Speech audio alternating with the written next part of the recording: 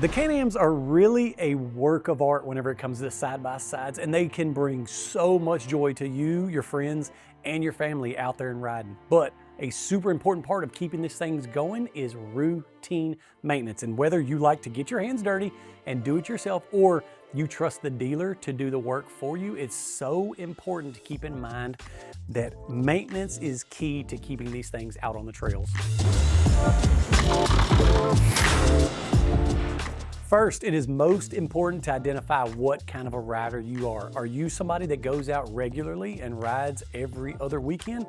Or do you use your rig around the house to do all kind of chores and maintenance? Well, if this is you, you're gonna fall under the regular maintenance schedule category.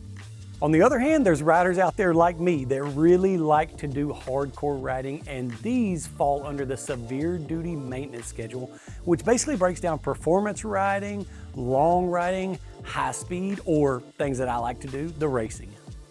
And then you might even be using your Can-Am as a work vehicle for hauling heavy loads all of the time. Or you like to do some extreme cold riding or some extreme mud riding. Well, this is more rigorous and falls under the severe duty and mud water maintenance routine that will be required. And no matter what kind of rider you are, the good news is your Can-Am side-by-side operator's guide is available in both print and on the BRP website, and provides those maintenance guidelines that are tailored to your riding type. Once you really nail down what type of rider you are, there's three main factors that you can consider whenever you're trying to determine what your maintenance schedule looks like.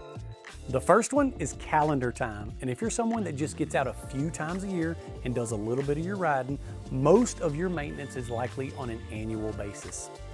The second one is vehicle odometer. And if you're someone that spends a lot of time in your side-by-side riding frequently, like weekly or just out on the trails a lot, then your maintenance schedule is going to be based on the miles that you accumulate on your vehicle. Lastly, if you're using your Can-Am side-by-side to work and just daily use and really extended periods of time, then your vehicle maintenance is going to be based on the vehicle's operating hours.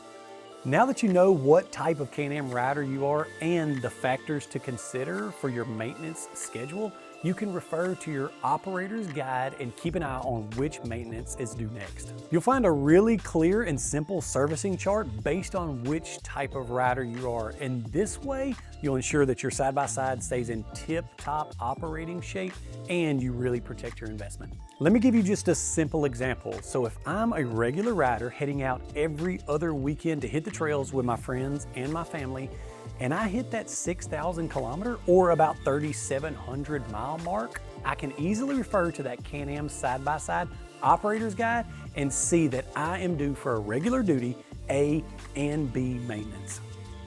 In this vehicle service guide, there is a clear table outlining every part on the vehicle that needs to be inspected, serviced, and replaced, and a detailed list to ensure that you cover every aspect of this scheduled maintenance. Hopefully you found these Can-Am side-by-side maintenance tips really useful and simple. And while some of these things require a specialized mechanical expertise, and these things your Can-Am dealer can handle, but a lot of other things are really simple and you can just tackle them at the house with just hand tools. And don't forget, subscribe and stay up to date on all of your DIY maintenance tips, and hopefully I see you out on the trail.